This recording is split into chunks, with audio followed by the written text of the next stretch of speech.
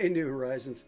I'm getting ready to go fishing this morning, and I guess when I was getting ready, I started thinking about our old man Peter, the guy that we've been talking about on Sunday morning.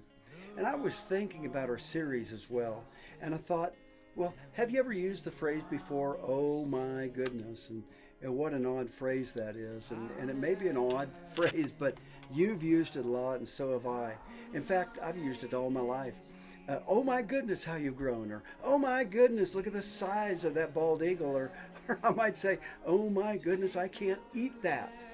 What makes my words really funny is that my goodness had nothing to do with any of those things. I just kind of throw the expression around like a tossed salad. And I suppose somewhere back in my linguistic ancestry, well, those words are my exclamatory force or its incantatory power must have been rooted and grounded in the conviction that my own goodness actually stood for something. My goodness, indeed. You know, the more I thought, though, the more it became clear that if I want to add goodness to my faith, like Peter talked about, I need to find that goodness right smack in the middle of my worship. And I don't need to firstly become a better good father or maybe a better good pastor.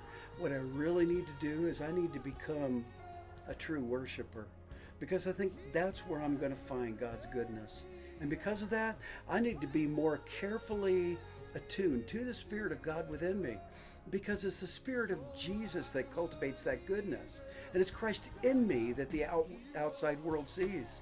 So believe me when I say that that is good.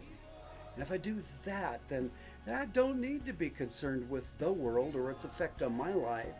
And I want to be a God watcher.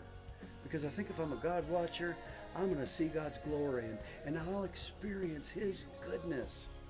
A couple of weeks ago, we were talking about the transformation of Peter's life, and we spoke about how he had come to the end of himself and really found out that by himself he was nothing. And with Christ in the middle of his life, he was everything. Everything, because it was Christ living through him. So that makes sense, doesn't it? You know, it turned out that by himself, well, Peter was good for nothing. And at the end of his life, he could say, yeah, good for nothing. Good to know. I think it was out of that Peter said that if you add God's goodness to your faith, then you can add knowledge to that, right? So what do I need to know? Peter says his divine power has given us everything we need for life and godliness through our knowledge of Him. And so, for this very reason, make every effort to add to your faith goodness, and to goodness knowledge. Well, knowledge of what? Well, that's what we're going to talk about Sunday morning.